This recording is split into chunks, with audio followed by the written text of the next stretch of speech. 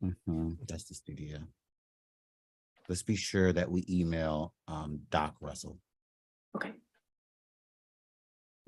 Is it because they're still signed in from MTC? I think so. Thanks for your patience, Todd. Sure. Yeah. There we go, guys. Let's be sure that we email.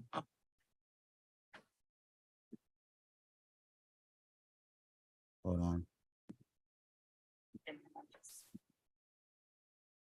Oh, we're live. It says private.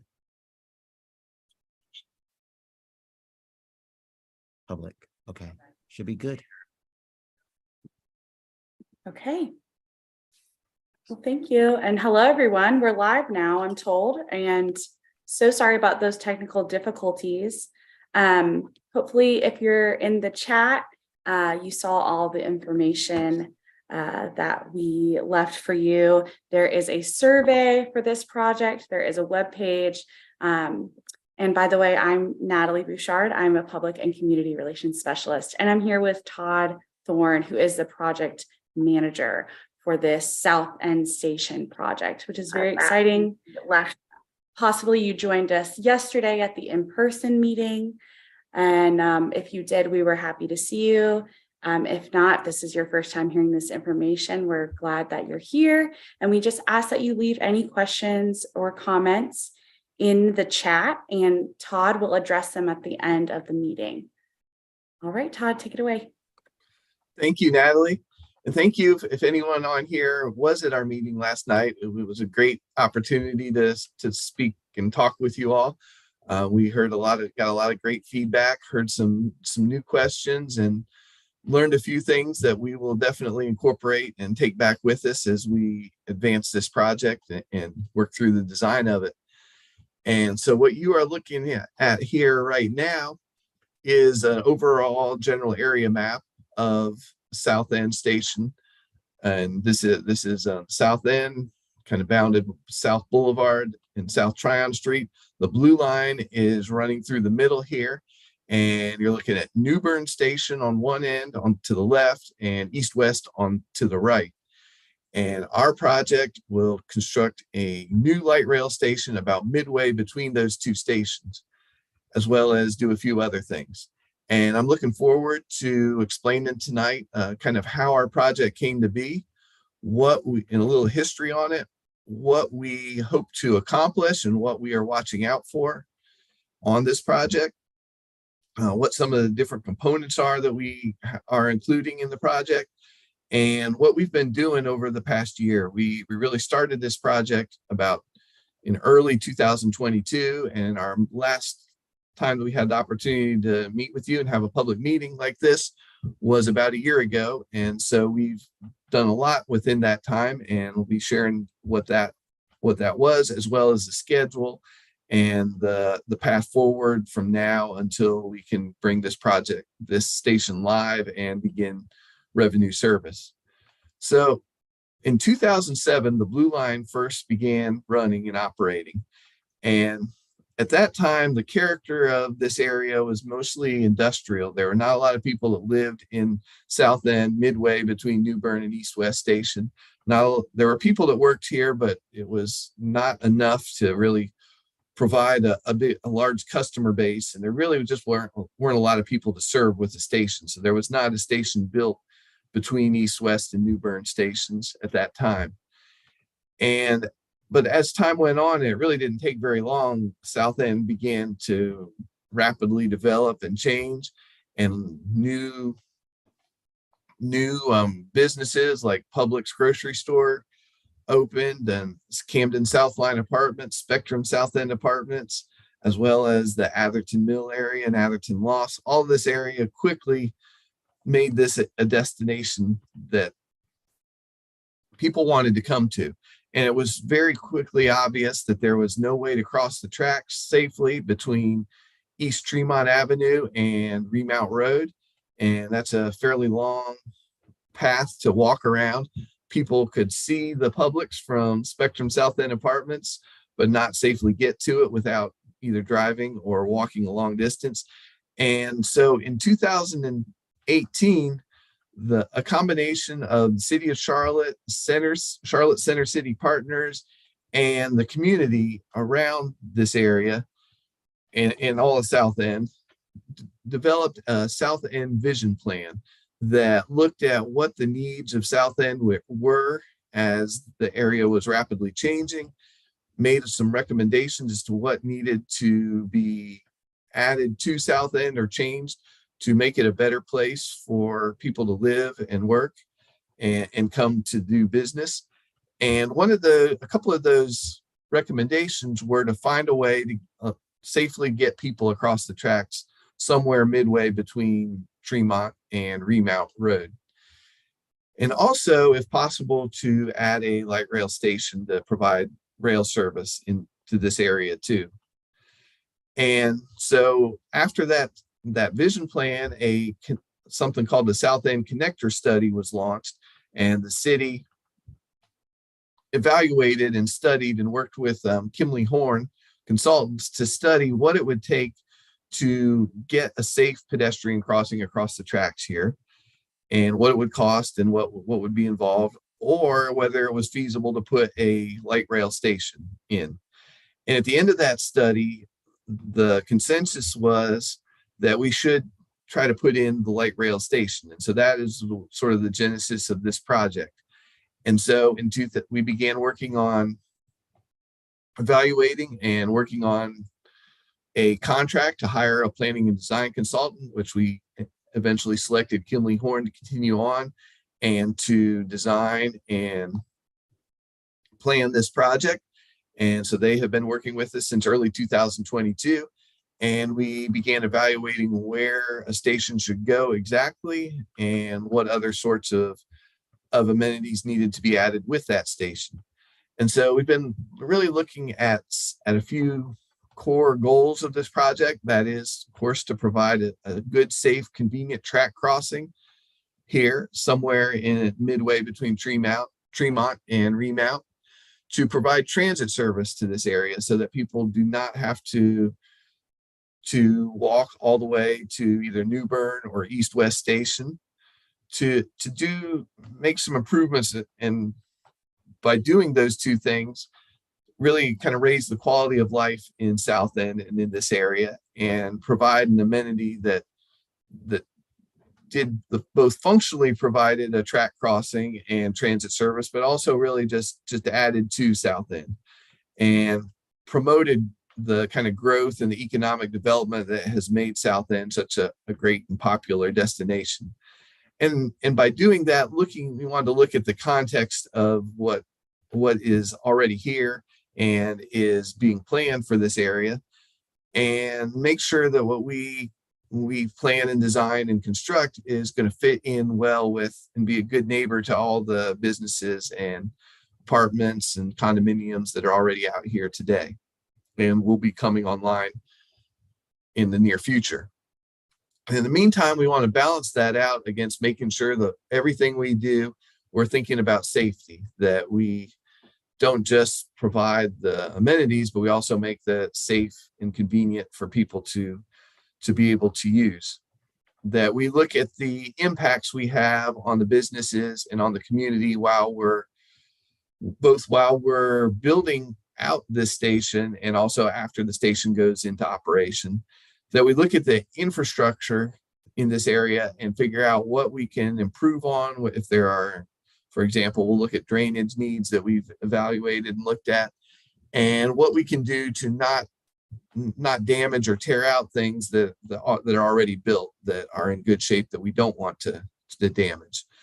We look a lot at trying to reduce our impacts to rail operations. The Blue Line will continue to run. We don't intend to shut it down while we are constructing this station, but we will definitely impact schedules and speeds that trains can come through this area while we're in construction. And we want to keep both the trains, the general public, and our contractors safe while this is going on. And so we want we've added some features that will help with that and will reduce our impacts on rail operations. And we want a cost-effective project that makes good use of public money. This is being funded by a combination of local CATS sales tax funds, as well as federal money that was left over from the Blue Line extension, as well as some sponsorship funds coming from some of the businesses and developments out here. And we want to make sure we make good use of that. So last year we came out and we evaluated different options of where the station platforms could be located and where they should be and what sort of layout the station should be in. And in the end, we came out and we talked with different people who live here. We had public meetings. We talked with businesses that operate out of here and developers and business managers and the general public using the Blue Line. And this consensus seemed to be that this offset option that you see right here, where the two station platforms are not directly across from each other, but close to each other, is the best fit for this neighborhood, this area. That allows us to avoid some of the impacts that we would have had on Spectrum South End Apartments, which is right up close to the rail trail here, and also to Atherton Lofts and to their parking area and some of the features that they have built out along the rail trail on the other side of the tracks. And 2161 Hawkins is currently in construction right now. That is a residential tower. So we're able to work with that development team to create a design that fit closely, or that will fit closely and line up with what they are building and allow both projects to move forward. And we're just found that this offset, even though it was a little bit of unusual in that it's different from any of the other stations that we have on the Blue Line today, this really just seemed to fit the needs of what we needed, what we were trying to do in this area, and those goals that I just mentioned, as well as anything that we could come up with. So this, after taking it to all the different parties, we took this to Metropolitan Transit Commission, who voted on it and voted to adopt it as our locally preferred alternative. And that was something that the federal government wanted to see, to make sure that we had, before the project could move on, to make sure that we had buy-in from the community, from political governing boards, and all major stakeholders before we moved on with this project. So in last August, we reached that step. We have continued to study, and we've taken what we learned during that study and added to it, and added some additional amenities to the project that I'll show in just a minute. And we now have a project that has a $18.6 million budget approximately, and we'll construct these two station platforms as well as rebuild the rail trail around those station platforms. It'll be just adjacent to the back of the platforms, which will handle up to 3 light rail vehicles at a time. And there also will be a single track crossing in the middle here. Then we'll make that extra wide because we anticipate this will be a very heavily used track crossing. And that will serve both people trying to get to the light rail stations, as well as people just trying to get across the tracks and to switch sides on the rail trail, or just to get to the different businesses and places, destinations on either side of the tracks. We're also looking at how all of this fits into the overall neighborhood. So we're looking at connections to make those safe and convenient out to Hawkins Street on one side of the tracks and out to South Boulevard on the other side. And we'll be looking at that in a little bit more detail as well in a couple of slides. So one of the things that we want to do is to keep the rail trail as accessible as possible, and to also build out this last gap in the rail trail that has not been built. Most of the rail trail has either been rebuilt or built for the first time through the development that's happened out in South End. But this one last gap behind the Autobell car wash still remains, and we're going to build that out. We're also going to install a track crossover, and that allows trains to switch from track 1, that is the trains coming into North Tryon, to switch over to track 2 to allow us to do what we call single tracking during construction. And we do that sometimes when there's a mechanical breakdown or some other accident that causes us to need to only use one track. But we also do that. We'll do that some during construction of this project so that we can safely work on one side of the tracks while the trains continue to operate on the other side. And by doing that, trains have to wait, since in single tracking, trains are using one track but operating in both directions. So one train on one side has to wait while the other train crosses through. And this crossover will allow us to greatly reduce the distance that the trains have to use, which allows us to impact our rail schedule a lot less and delay that rail schedule a lot less. And right now we are continuing to study exactly what that rail schedule would look like while we single tracked here. But by putting this track crossover in, we definitely are able to keep trains running more evenly and closer to our normal schedule. Also, when we do that, we will put a large a signal house here, which is just kind of a building that has equipment within it that serves this track crossover and allows it to function. And we've evaluated and decided to put that just behind the rail trail here on the Autobell site, where we still have some property remaining, some rail right away, and it will have much less impact than it would in a lot of these other properties, which are either built out or are under construction and in the process of being built out.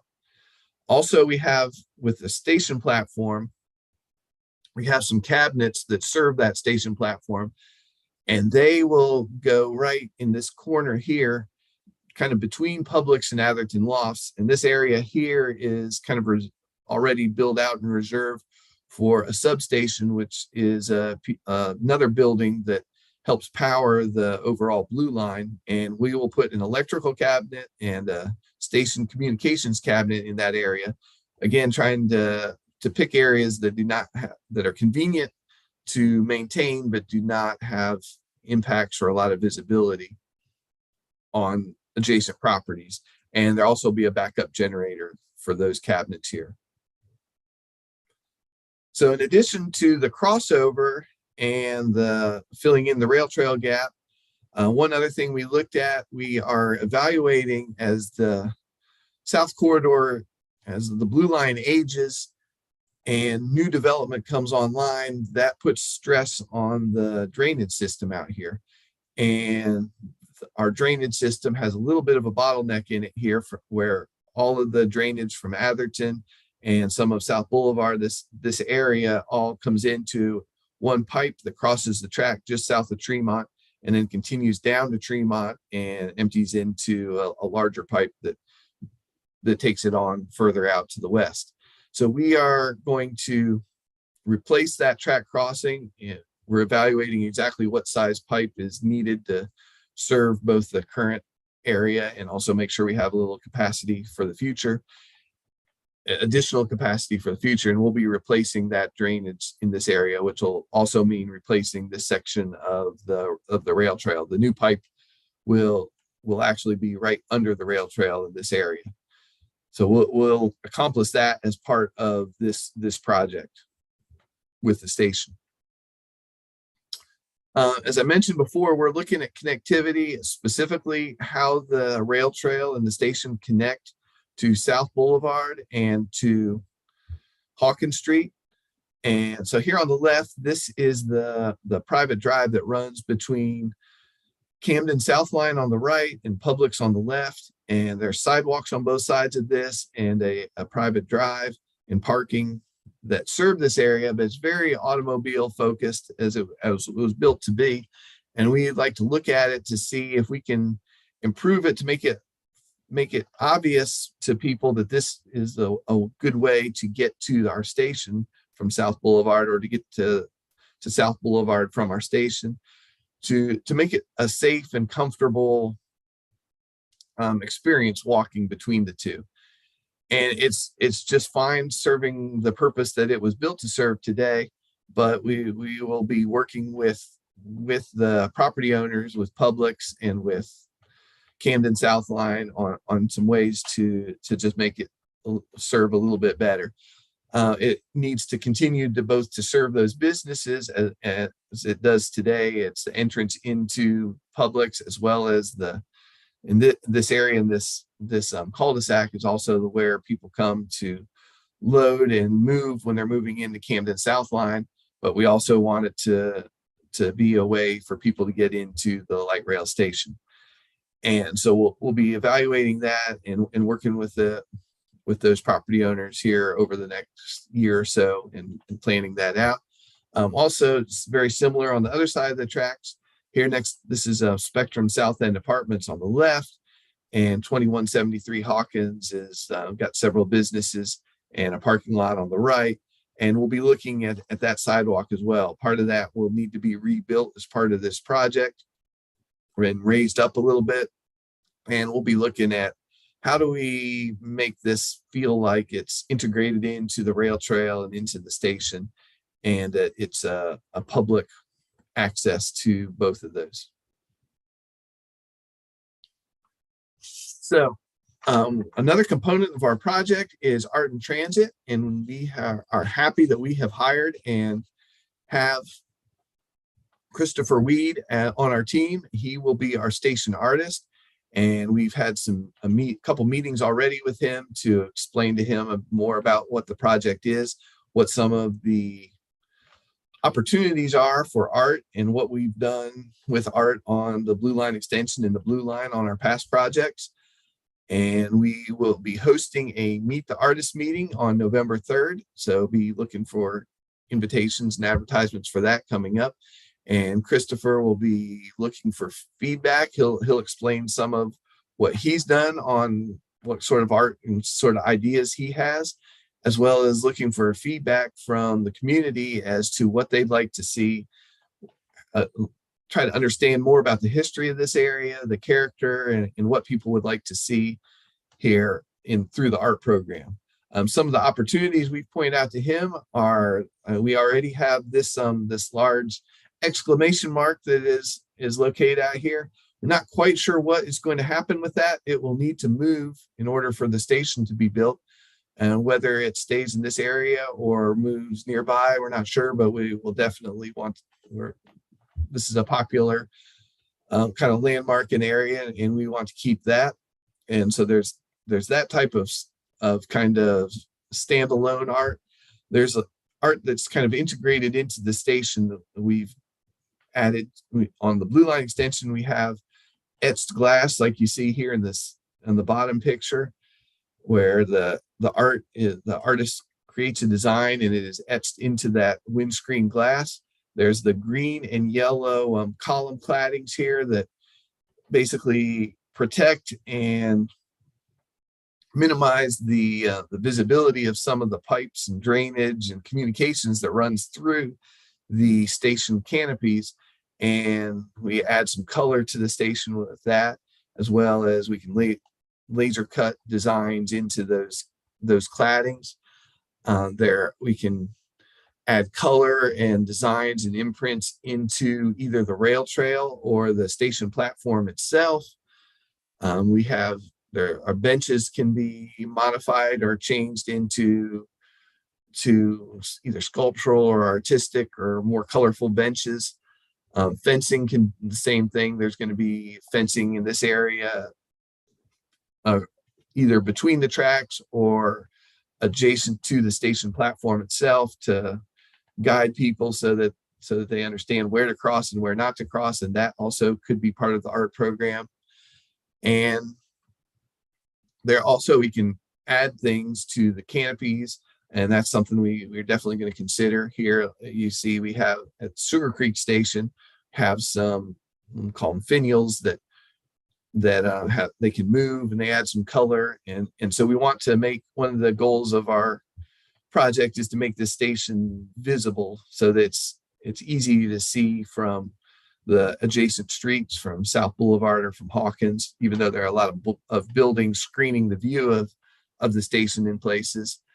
And also signage, and that could be either just aesthetic effects that kind of draw people in that show that kind of tie in the station to the adjacent streets, or it could be have some combination of wayfinding signage that point people to where the station is and where the entrance and exits of the station are.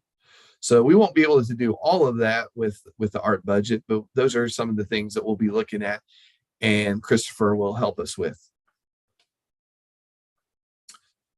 So in the past year, since we finished the planning phase of this project, we've done quite a bit of different work. And one comment that I always get is, why do these projects, or a question I get is, why do these projects take so long? What does it, why can we not get a track crossing in quicker or a station in quicker? And we have to be very thoughtful on these projects because they're going to last a long time. They involve a lot of potential issues. So we want to make sure that we've thought through everything and that we design and build these projects the best that they can be. And because they're also very expensive, we want to make sure that we come up with the best project that we can. So we took all the results and the information that we gained during that planning study, and we created an alternatives analysis report at the end of this planning study.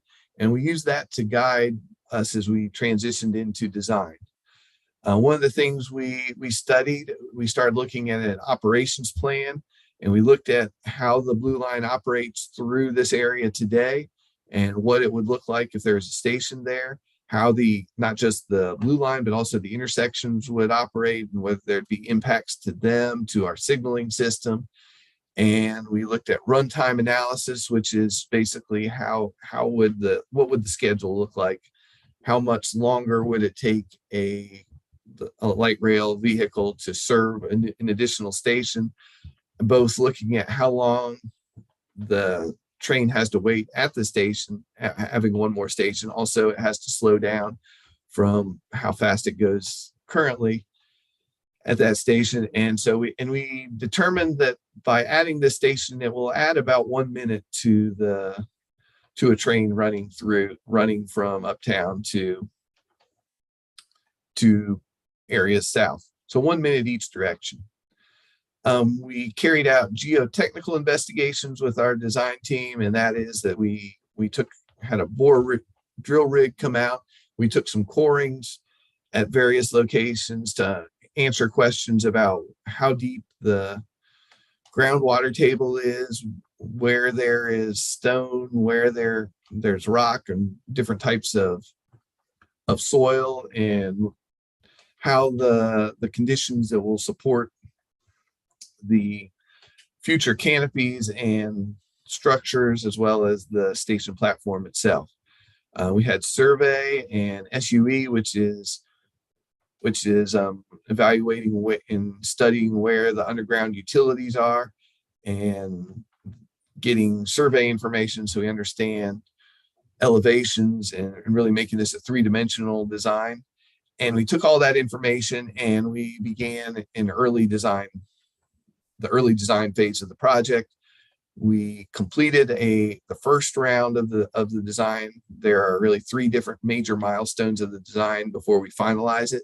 So we completed the first of those and held workshops with different city departments that are stakeholders to this project, as well as other groups, and held a 30% design review. And we are now in the process of evaluating all of the input and the comments that we received and addressing those as we move on to later stages of design.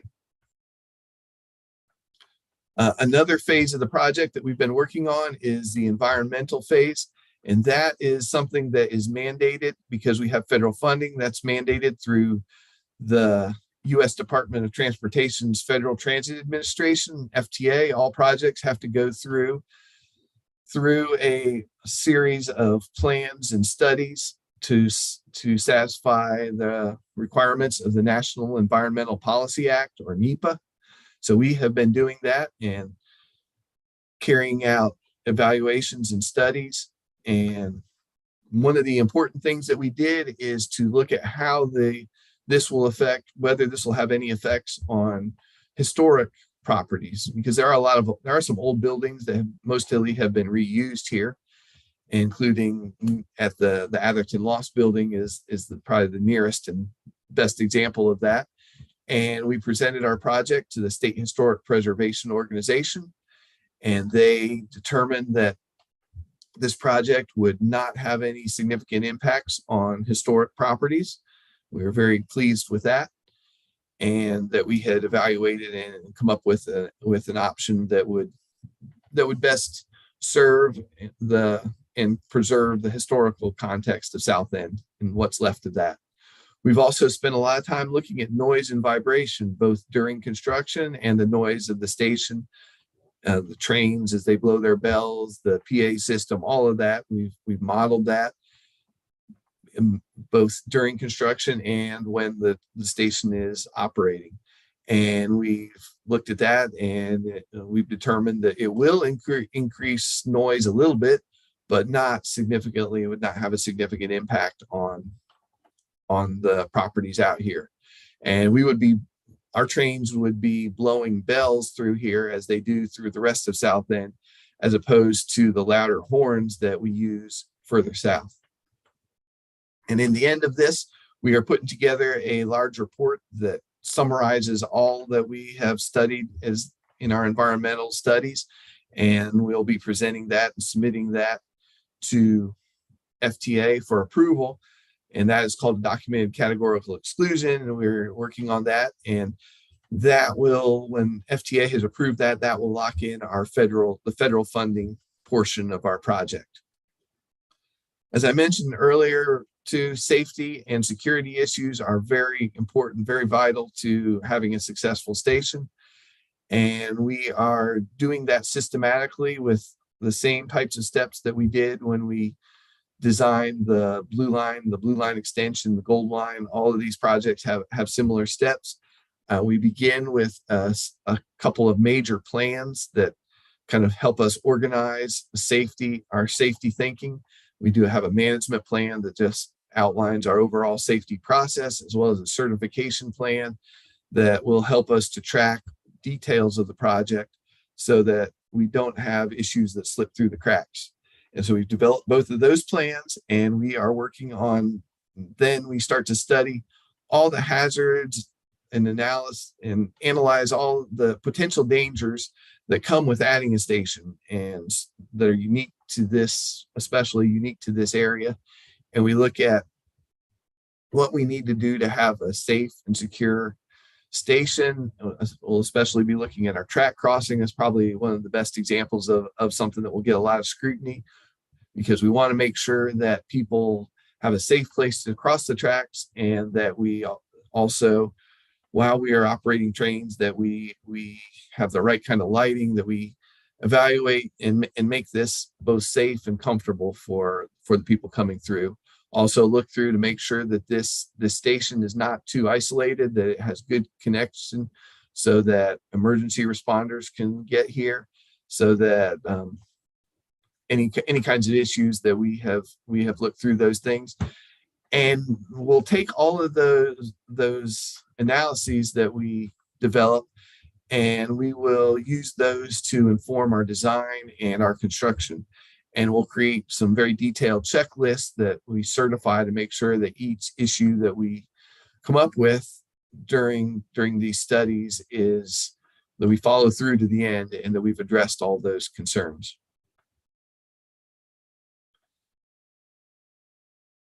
And another thing that we have evaluated closely is our method of project delivery.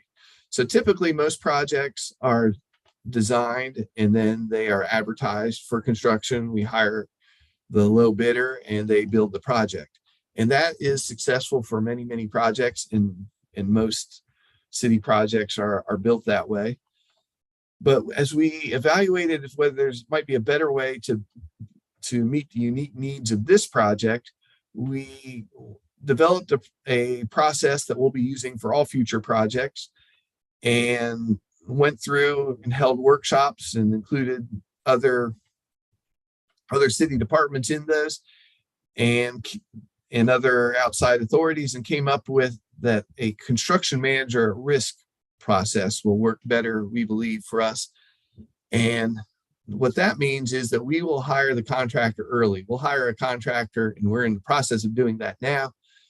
And that contractor will work with us through the later stages of design, and we'll have a very collaborative process between our designer, our construction manager, and our rail operations team, and our overall city project team. And we'll be able to look at maybe some new innovative methods of how we can build this station so that we can meet some of the challenges, how we can have a work plan that really meshes well with our rail operations, with the needs of the adjacent properties around us, and meet some of the challenges that we have of limited access. There's no public roads leading to this work site, for example, and there's not a lot of room to work or a lot of room to store materials. So how we can come up with a plan that meets everyone's needs and is able to make do with limited amounts of space and access.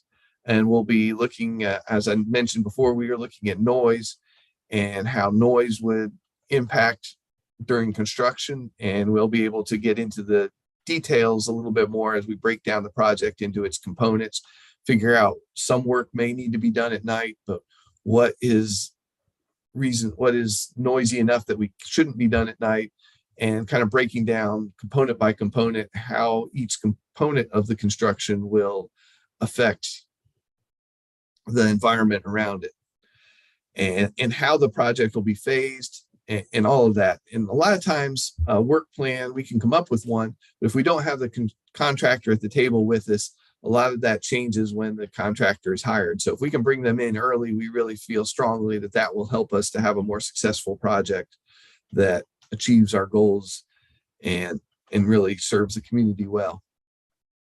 And will give us a shared understanding of what the project is as we head into construction.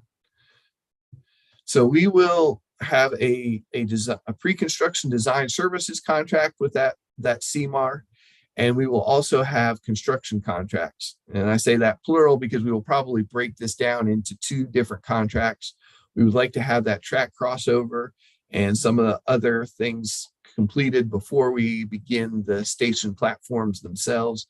And so we'll have a chance to work with that CMAR to identify exactly what work goes into each contract. And we'll be able to negotiate exactly what is in each of those contracts. The construction manager at risk will perform some of the construction, and they will advertise some of the rest of that construction out to other contractors and hire them to build out the rest of the project. Right now, we have put out a request for proposal for contractors who can serve in this capacity, and we are waiting to hear from interested contractors and have a proposal date coming up in September. And then we'll be selecting a construction manager at risk, and we hope to have them under contract by the end of the year. Of course, another phase of this project that we're doing right now tonight is public outreach. We held a meeting with stakeholders on August 11th. And by stakeholders, I mean basically the various businesses and developments and property owners along the construction, the site area, as well as Charlotte Center City Partners. They helped us to put that on and gathered feedback from all of those interested parties. And so we held that on August 11th. We are holding public meetings. We had our in-person meeting last night, and we're having this virtual meeting tonight. And then later this fall, we will be meeting with individual property owners who will be directly impacted by the project, such as Publix, Spectrum South End. We'll be setting those meetings up over the fall and into the remainder of the design of the project. And we're glad to meet with anyone else or answer questions with anyone else who is interested in the project. We aren't limiting our outreach to these meetings, but these are the core of our public outreach at this phase of the project. Our schedule as we move forward, we have completed our early phases of design, and we're going to move into the more detailed design phases. And we'll be, as I mentioned, we'll be bringing on that construction manager at risk and having them help us and evaluate our design and see if there are things we either haven't thought about or things we could do better as we advance that design. And we'll be evaluating real estate needs for the project. The station platforms, the rail trail, the crossover, all of that fits within the existing rail right of way that we have today, except for there's a small sliver of property that we need for those cabinets that I mentioned that is adjacent next to the substation, but very small amount of property for that. Really what we mean when I mean real estate acquisition, we need to negotiate and have agreements for construction access to the site, agreements for working space and that type of temporary real estate rather than permanent acquisitions. And so we'll be figuring out the limits of where that real estate needs are and how long we need access to certain areas, and then negotiating and working and partnering with the property owners along the corridor that are affected. So that will be going on while we complete the design. And of course, we'll be breaking the design up into 2 packages so that we can start with an early package to construct that crossover. We hope to do that in the later second half of 2024. And we'll be that'll lay the groundwork. We'll put in some utility relocations that we need to do that allow the station construction to be built. And we'll be really defining exactly what goes into that early package in the early parts of next year of 2024. And then the major station construction package that will happen the following year. Most of that construction will happen in 2025. That'll be followed by a testing and project integration phase where we make sure that everything is ready for prime time, that we have all the bugs worked out of our station, that it fits in seamlessly with the rest of the Blue Line. And then we will open for service in 2026, and customers will be able to begin using the station itself. So that was a lot, and I appreciate your patience with us as we had some technical difficulties and went through all of that presentation. And Natalie is going to share some questions that you all have left in the chat. Thanks, Todd, and nice work on that presentation. I see we have a lot of questions in the chat, and I just want to give you, Todd, a minute to catch your breath. I know that was a lot of talking, but I just want to remind everyone that we do have a survey. That link is in the chat. And then if your questions or comments don't get addressed this evening, for whatever reason, you can email us. Our project email is southendstation@publicinput.com. And again, that is also in the chat. So we appreciate everyone's patience. The first question that we have is a pretty popular one. What will the station be named? Will the station be called South End Station, or you don't have an official name yet? Yes. So first, I want to thank everybody that has submitted questions.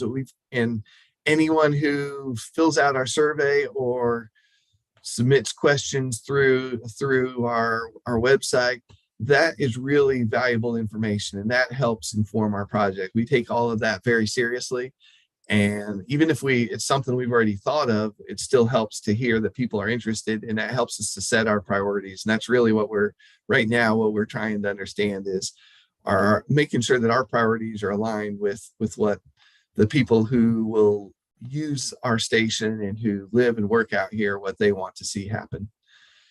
And so the South End Station, that really is a placeholder name that came out of the original South End Vision Plan. And it really just meant that there was the proposal, the recommendation was that there needed to be another light rail station in South End. And this area didn't have a clear name to it. Most of our stations are named because after whichever the nearest road is that kind of cuts in perpendicular and provides access to them. So you see like Tyvola and Woodlawn and New Bern to the south of here in Scaly Bark. But this station really doesn't have a road. There's roads that are parallel to it, South Boulevard and Hawkins Street, but there's not a street that connects directly to it. So we are still evaluating exactly what the name of this station will be. It will not be called South End Station because that will be confusing over the long term because there are several stations in South End, but we really don't have a name right now. And we welcome any suggestions that anyone has, and we'll be evaluating that and coming up with the name here within, we don't really have a schedule for that, but probably within the next year or so, we'll have a name, and we'll be glad to share that with everyone. Yes, and if you'd like to put suggestions for a name in the survey response, there is an area where it's an open-ended question you can type in. So we definitely be open to hearing those suggestions. Next question, will the platform be 3 train cars long? Yes, our station platforms will look very similar to the platforms we have out on the Blue Line extension. So those are not so different from the South Corridor, but there any improvements and technology improvements, that sort of thing will carry along with that. And these will serve 3-car platform, three light rail vehicles at a time. And eventually CATS intends to extend all of our station platforms so that they can serve 3 vehicle trains. And that will allow us to provide more service as it's needed. So this station will be up to the same standards that we use for Blue Line extension. So the length of the station platforms is about 280 feet, just like out along the Blue Line extension. Great. Next question. What year do you predict that the Blue Line will run 3-car trains? I don't have a crystal ball for that, but there's been some history. We've already extended some of the stations already. We had a project called the Blue Line Capacity Expansion Project that extended I-485, Woodlawn, Brooklyn Village, and CTC stations all out to 3-car platforms. And we currently don't have funding right now to extend those other stations, but we have some layouts, did some preliminary work on that so that we know at least like which direction we would extend each of those stations. Some stations would extend in one direction, some would need to extend both directions. So we've done a little bit of that, but funding is a big question for that. So I would anticipate that we are more than 5 years out from something like that, and somewhere between 5 years and 20 years, but we really don't have a schedule right now for that.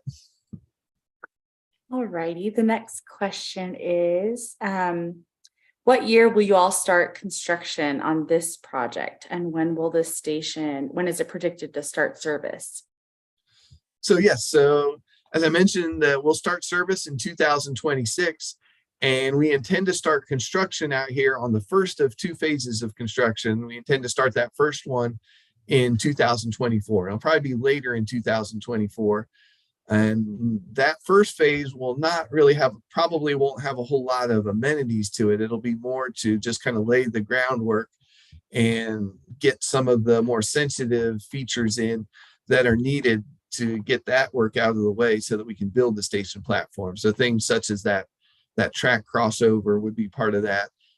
We have to move some major underground lines that serve the existing Blue Line, get them out of the way, communications and electrical, well, not too much electrical, but communications lines and that sort of thing. And we will evaluate other features of the project to see what makes sense when we bring on that construction manager at risk on.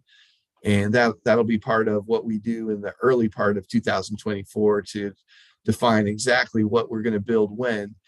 And then that major package of work that rebuilds, the station platforms, the rail trail, the track crossing, all of that will happen in 2025. Thanks, Todd. All right, next question. Let's see here. Will there be a new transformer box needed for this station? The electrical system that powers it, there actually is a substation. You can see, it's kind of hard to see. I'll zoom in here, or can't zoom in, but anyway, this small green rectangle in the center of the aerial here, that is the catch traction power substation, and that is, you don't really notice it that much today. It's got a wrap all around it that makes it look like Atherton Lofts, and that is what powers this section of the blue line. And that we are able to leave alone. We don't want to touch that. We're able to work around the electrical feeds that connect that to the blue line, and that is sufficient. The blue line has already been, electrical has already been maxed out so that it can handle 3-car trains when we run those someday, and when all the stations are extended out. So we don't need to add electrical capacity. However, as I mentioned, right next to that substation, we will have an electrical cabinet that has some kind of smaller electrical connections that serves the station, the lighting around to the station and around the rail trail in this area. And each of our stations has one of those electrical cabinets, as well as a communications cabinet. And that is basically what connects our station to the electrical grid and to the communication system to the overall blue line communication, so that our station is well connected and can talk and communicate with all the other stations. And there will be a small generator there as well, and that will fit all within that corner. And that generator will be backup emergency power to those cabinets, which will keep the station online. If the power gets knocked out to this particular area, we'll still have a generator that'll keep our station running, and we'll keep the lights on so that the area stays safe and visible. Great. This next question is from somebody who seems like they've already taken the survey, so that's good to know. That's great. Based upon the survey question, will there be a pedestrian crossing open before and during construction?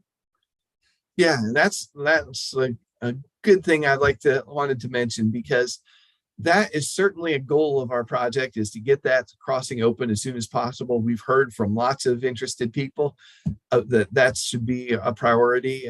That was the first thing that people noticed, that made this project come to be.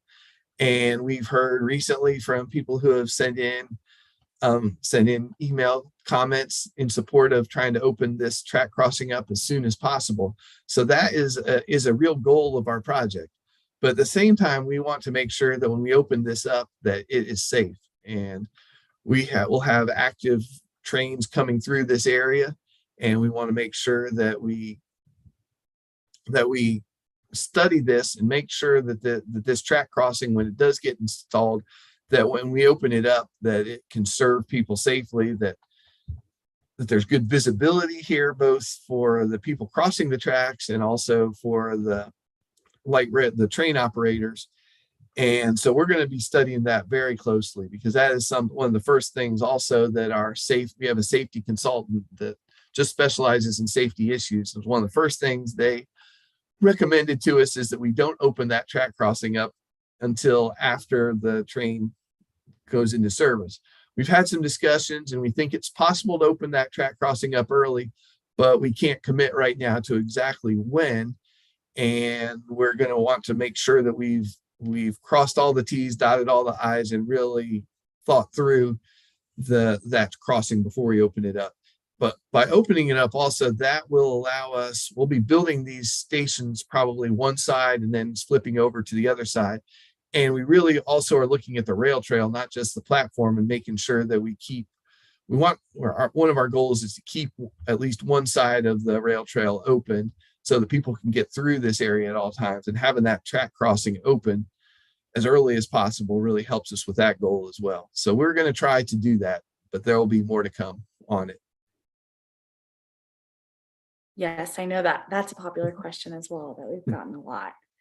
And I'd point again to the survey, that open-ended question. Really, your feedback is very valuable to us in this project. So please put your thoughts in that survey, or you can also email southendstation@publicinput.com. But the next question we have here is, how much is this projected to cost?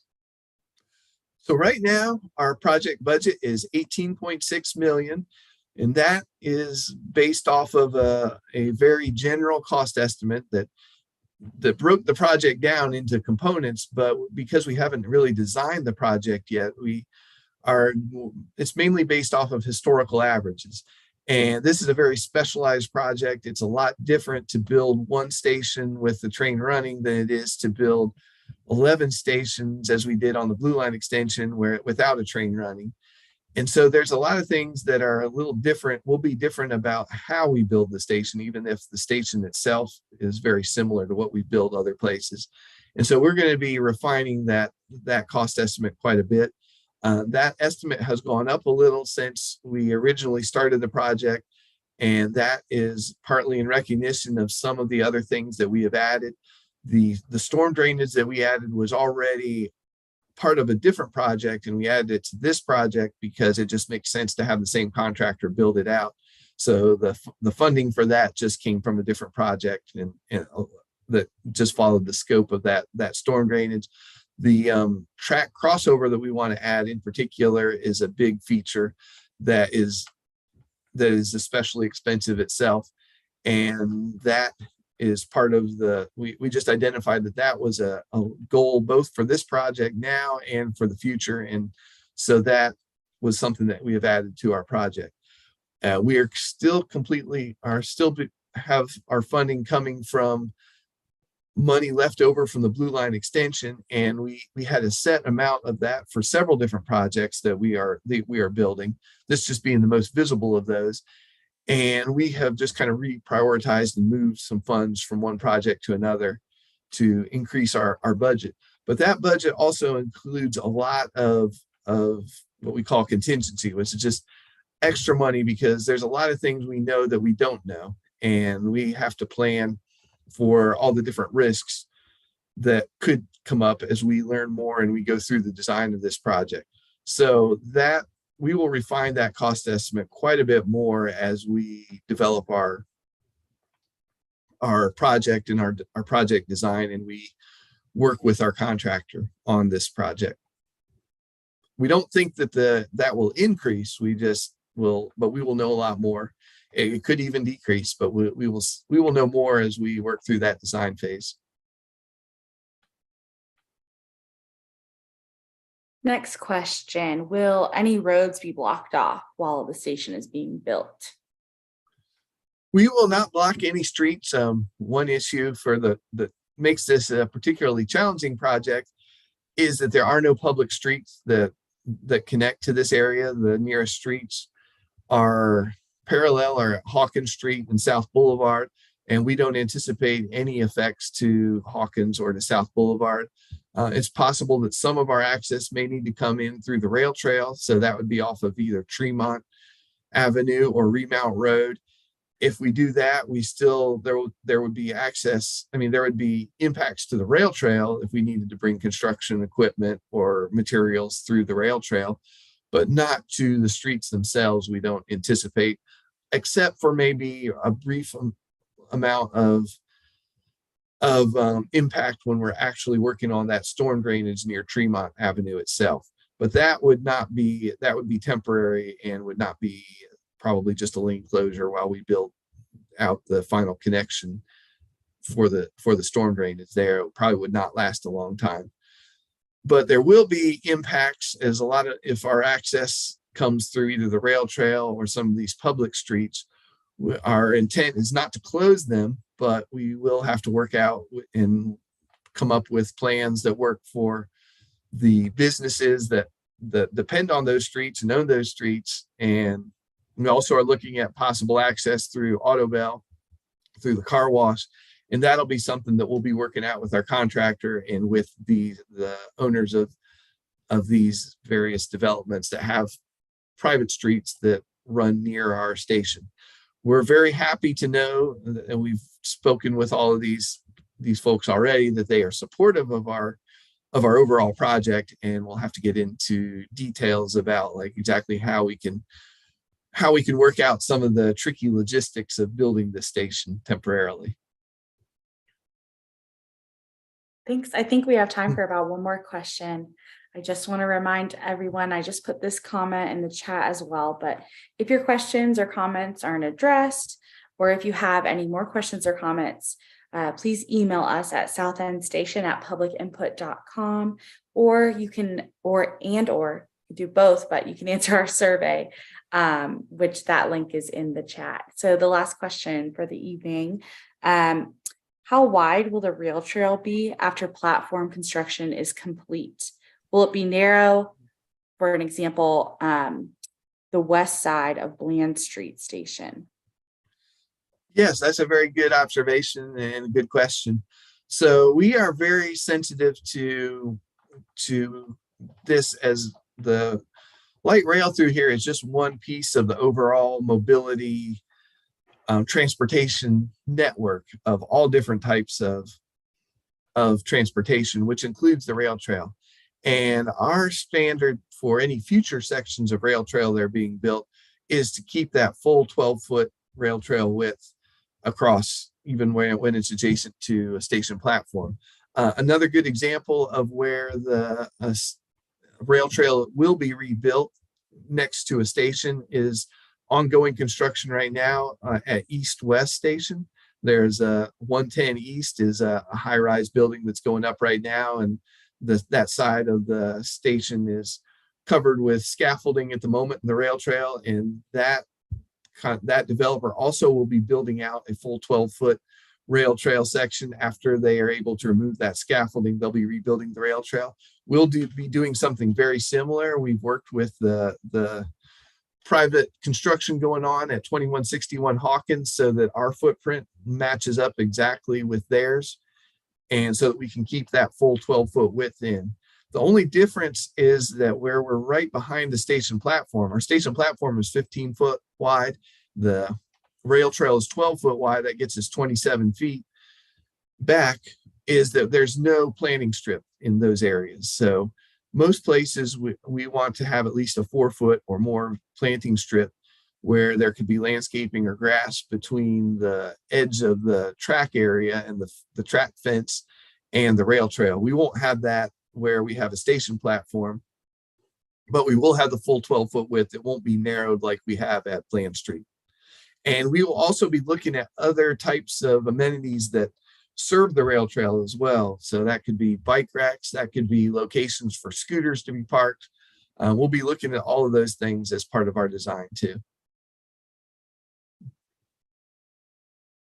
But one thing we will not have, sorry, is that no one asked this, but one question I thought of that I would like to answer in case anyone is concerned about is that we will not have any dedicated parking to this station. So this station is strictly for people to walk to or to get to by any means of that they would get to it using the rail trail. So that could be by scooter, by skateboard, by bicycle, by walking. But there's no parking at this station, which is similar, which is the same as other stations along the South End. Todd, do you think you have time for one more question before we wrap up Sure. this evening? Okay. Has there been any consideration to extending the rail trail to connect behind Autobell? Yes, yes, and we will be doing that. Autobell is the last gap in the rail trail, and we will fill that gap in as part of this project. That will probably not be open until that section won't be open until after we've finished the station adjacent to Publix, the South Station. And we'll be using some of that area, first of all, to store materials and to store equipment. We have a little bit of property out there. And also there will be building that signal house, which will be associated with and serve that track crossover. So all of that will go in first. But as we wrap up the south corridor or the south platform adjacent to Publix, we will also move our contractor. Our intent is to move them out of that area and then rebuild that with a full 12-foot width rail trail and fill that gap in, and then open the area up from Autobell or from the area to the south up from our station platform and continuing south, so that people can use that entire length of the rail trail from the entire length of South End. Wonderful. Well, thank you so much, Todd. And thank you to everyone viewing for your questions and your comments. I just want to encourage everyone. Again, I pinned the comment that has our project email and the survey link. So I just want to encourage everyone to fill out that survey, tell your friends, and we'd love to hear your feedback. And we really appreciate your time. Thank you so much. Thank you, everyone.